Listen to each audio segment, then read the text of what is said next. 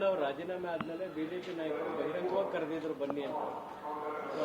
ಅಲ್ಲ ನೋಡಿ, ಆ ಪ್ರಯತ್ನ ಏನಾದ್ರು ಗಂಭೀರವಾಗಿ ಆಗಿದಾವ? ಬಹಿರಂಗವಾಗಿ ಕರೆದಿದ್ದಾರೆ ಅಂತೇಳಿ ರಾಜಣ್ಣವ್ರನ್ನ ಯಾರನ್ನು ಭೇಟಿ ಮಾಡಿಲ್ಲ. ಸ್ವಾಭಾವಿಕವಾಗಿ ಕರೀತಾರೆ, ಕರೆದಿಲ್ಲ ಅಂತೇಳಿ. ಈಗ ರಾಜಣ್ಣವರು ಅಂತಲ್ಲ, ಬೇರೆ ಯಾರಿಗಾರು ಈ ಥರ ಸಮಸ್ಯೆ ಆಗಿದ್ರು ಕರೆಯೋವಂಥದ್ದು ಸಹಜ.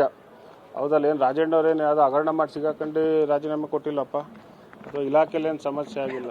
ಎಲ್ಲ ಒಳಗಡೆ ಸಂಚು ಪಿತೂರಿಯಿಂದ ರಾಜಣ್ಣವ್ರನ್ನ ರಾಜೀನಾಮೆ ಪಡೆದಿದ್ದಾರೆ ಬಿಟ್ಟರೆ ಏನಾದ್ರು ಇಲಾಖೆಯಲ್ಲಿ ಸಮಸ್ಯೆ ಇದೆಯಾ?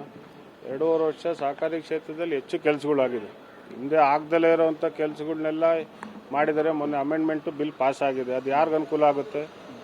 ಹೌದಲ್ಲ? ಯಾರು ಸಣ್ಣ ಜಾತಿ ಇರುತ್ತೆ ಅಂಥವ್ರಿಗೆ ಏನೋ ಒಂದು ನಾಮನಿರ್ದೇಶನ ಸೊಸೈಟಿಗಳು ಆಗಲಿ ಅಂತ ಮಾಡಿರುವಂಥ ಕ್ರಾಂತಿ ಇದು. ಹಿಂದೆ ಯಾಕೆ ಯಾರು ಮಾಡೋಕ್ಕಾಗಲಿಲ್ಲ?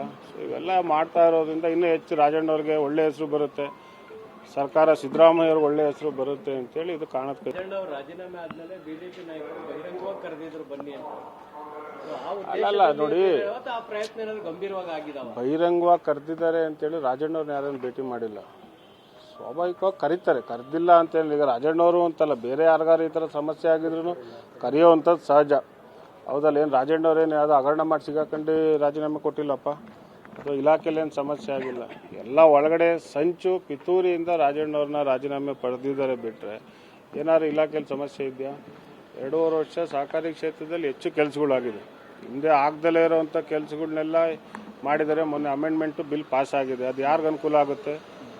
ಹೌದಲ್ಲ? ಯಾರು ಸಣ್ಣ ಜಾತಿ ಇರುತ್ತೆ ಅಂಥವ್ರಿಗೆ ಏನೋ ಒಂದು ನಾಮನಿರ್ದೇಶನ ಸೊಸೈಟಿಗಳು ಆಗಲಿ ಅಂತ ಮಾಡಿರುವಂಥ ಕ್ರಾಂತಿ ಇದು. ಹಿಂದೆ ಯಾಕೆ ಯಾರು ಮಾಡೋಕ್ಕಾಗಲಿಲ್ಲ? ಇವೆಲ್ಲ ಮಾಡ್ತಾ ಇರೋದ್ರಿಂದ ಇನ್ನೂ ಹೆಚ್ಚು ರಾಜಣ್ಣವ್ರಿಗೆ ಒಳ್ಳೆ ಹೆಸರು ಬರುತ್ತೆ, ಸರ್ಕಾರ ಸಿದ್ದರಾಮಯ್ಯವ್ರಿಗೆ ಒಳ್ಳೆ ಹೆಸರು ಬರುತ್ತೆ ಅಂತೇಳಿ ಇದು ಕಾಣುತ್ತೆ.